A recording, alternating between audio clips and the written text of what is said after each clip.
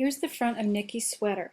For the armholes, we will bind off 5 stitches, then work 6 knit side decreases at each edge. The V-neck will have 22 knit side decreases and 2 purl side decreases. Start by counting the stitches in the front and placing a marker at the halfway point.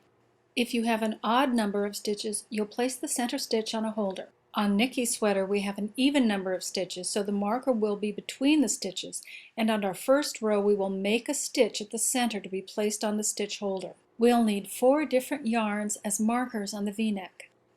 We'll begin on a knit row with the armhole bind-offs.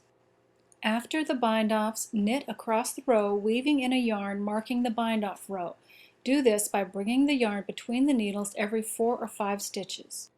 At the center, I need to make a stitch. With the right needle, pick up the stitch on the row below from the back and place it on the left needle. Knit this stitch. Slide this center stitch off the needle and onto a stitch holder along with a stitch on either side to keep it from stretching. Drop the first yarn and attach a second ball of yarn. To do this, just hold the second yarn and start knitting. Here you see the 2 strands of yarn. Finish knitting this row, continuing with the marker yarn.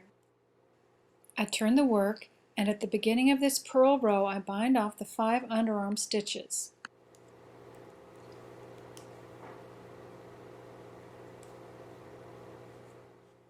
Then I continue purling. 4 stitches before the V, I'll work a purl side decrease. Here it is. Slip knitwise, slip again knitwise, then slide both slip stitches back onto the left needle purlwise. Purl these 2 stitches together from the back and off the needle. Place your yarn marker for the decrease and purl the last 2 stitches.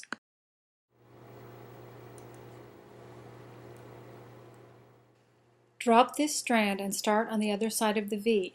Pick up the other yarn and purl the first 2 stitches. Now decrease. Slip a stitch purlwise, purl a stitch, and pass the slipped stitch over. Finish purling the row. On the next knit row, I'll work my first armhole decrease in SSK.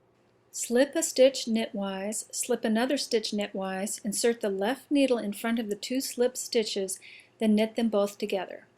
Continue knitting.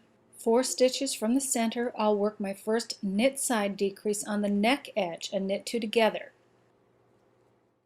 I place a yarn marker for the neck edge decreases, knit the last 2 stitches, then drop the strand.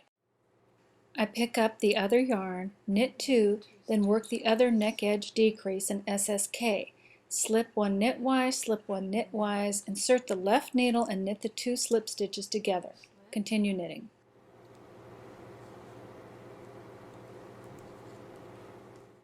At the armhole edge, I will work a matching armhole decrease and knit 2 together, then knit the final 2 stitches. On the purl side, work to 4 stitches before the V, then decrease.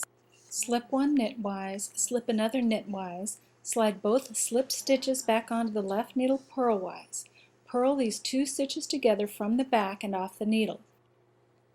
Place your yarn marker and purl the last 2 stitches. Change yarns and purl the first 2 stitches on the other side of the V. Now work the matching decrease. Slip a stitch purlwise, purl a stitch, and pass the slipped stitch over.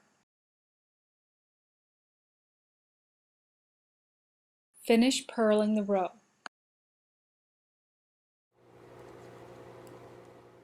On the knit side, work another SSK armhole decrease. Knit to the center. At the center, you can see the yarns marking the 2 decreases on the knit side and the 2 decreases on the purl side. 4 stitches before the center, we work a knit 2 together. Knit the last 2 stitches. Change yarns. Knit 2, work an SSK, and continue the row, working an armhole decrease at the end.